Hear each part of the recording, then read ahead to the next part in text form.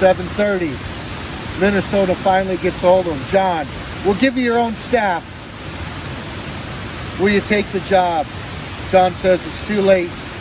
I already accepted the job at UCLA. How fate would have it. This is how he got to UCLA. I couldn't believe it when I read this story, that this is how he became the legendary coach at UCLA, winning 10 championships in 12 years. This is how. Power lines down. So check this out. We had a major rain last night. And look at the water here has turned from blue and it's flooding a lot of areas like that were not exposed yesterday. Like look at all this. That was not, there was no pools down there.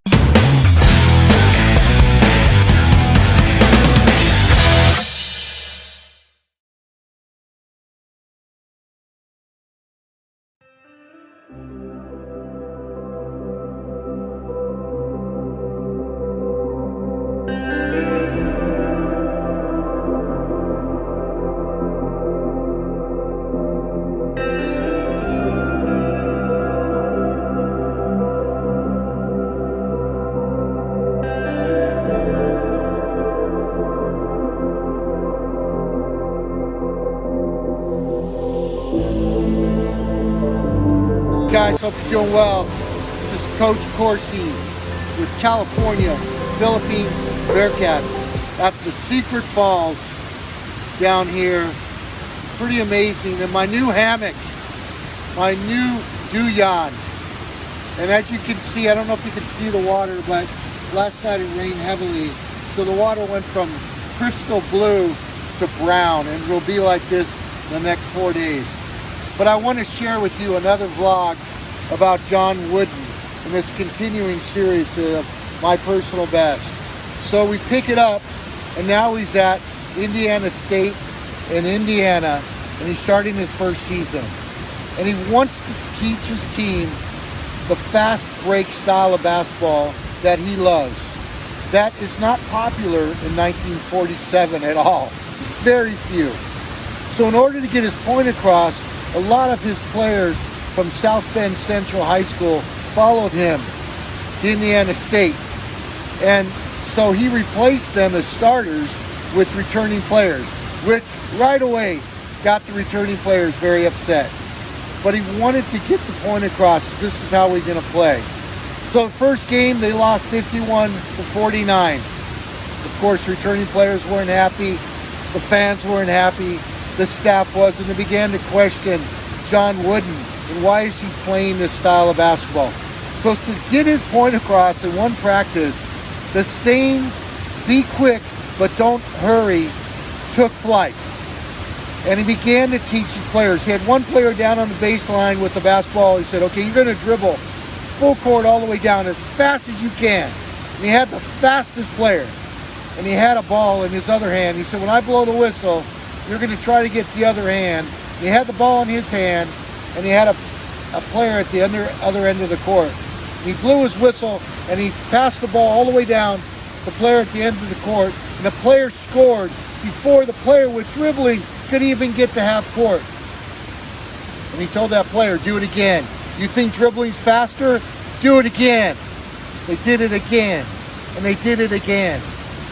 And his players began to understand that the pass is faster than the dribble. And we can fast break if we move the ball and we move our feet. And so be quick, but don't hurry began as one of his many acronyms from John Wooden that we all love. So they end up the season, they win the conference, they're 18-8. They get an invitation to attend the NAIB that later became the NAIA that we all know today. And so they get the invitation, but there's one stipulation. No black players. Yep, 1947. And he had one, Clarence Walker. He was the 9th or 10th best player on the team. Wasn't a starter, but they had one. And you know, his dad always taught him, nobody's more important than anybody else. Nobody. Everybody's the same. So he turned down the invitation. Year 2, they go 27-7. They get invited again. he turns down the invitation again. They're one of the best teams in the country. They're not going to be there. So, of course, NAIB can't have one of the best teams in the country not there. And they told him, okay, you can bring Clarence Walker, but he can't be seen publicly. He can play in the games. He can't come to any of the public functions. He can't stay in a hotel. He's got to stay in another house. He can't be seen in public. And of course, John Wooden, who's a man that always stood by his beliefs and stood by his principles. Take note, people. Stood by his beliefs and stood by his principles. Said no again. And then the NAACP called him and he said, John, Coach Wooden, can you please reconsider? Because if you do this, Clarence Walker will be the first black player to attend the National Basketball Tournament. And that's a big deal for us and the Association of Colored People. And so John Wooden sat down with his parents and sat down with Clarence and said, what do you want to do? And they all agreed, Coach, I need to go. So we went with all the stipulations. They went to the final game. They had an amazing experience. They lost to Louisville 92-70. A better team, John Wooden says. Better coach, better players, better talent. So they had a tremendous experience, except for the ride to Kansas City. Wherever they stopped, none of the restaurants would let them in because of Clarence. So they said, we're not going in. You don't let Clarence in, we ain't going in. So they ended up stopping at small convenience stores, buying cold cuts and water and bread, and that's how they traveled to Kansas City. Of course, when they got there, they got a lot of hungry players.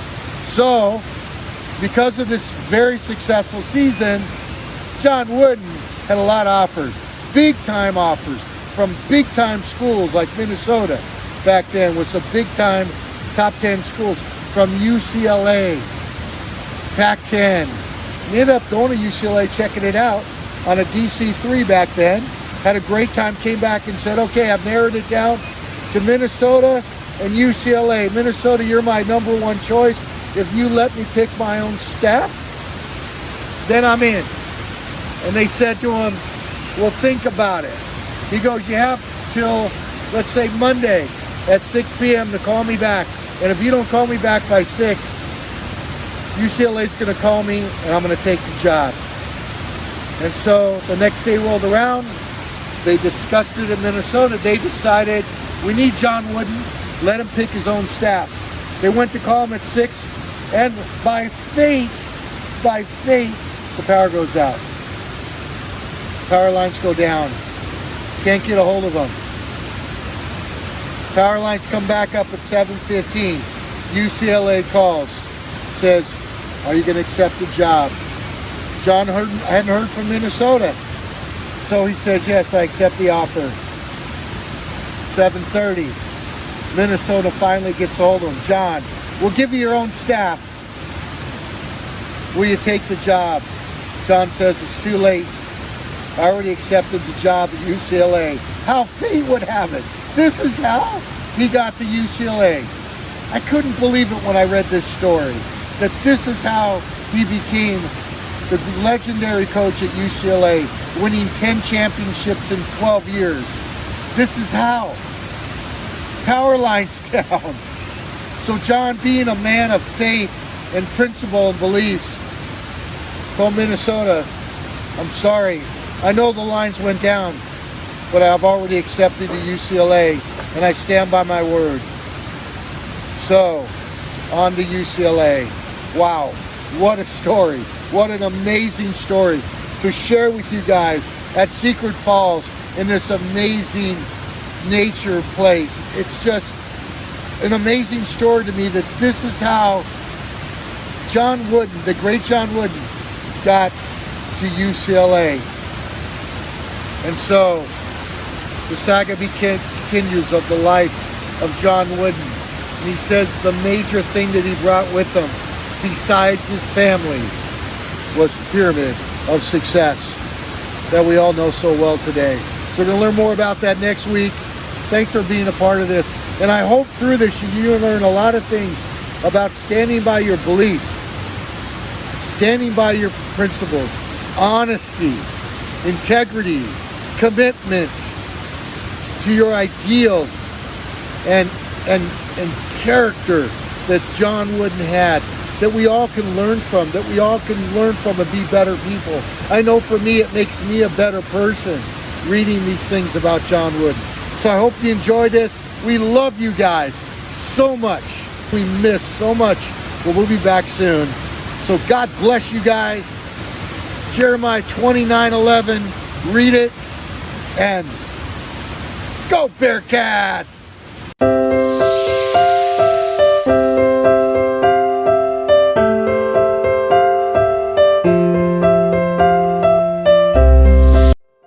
Hey guys, Coach Corsi here. Thanks for watching. Please subscribe and like, and thanks for being a part of this vision for the future to impact our youth and the next generation. God bless you, and go Bearcats.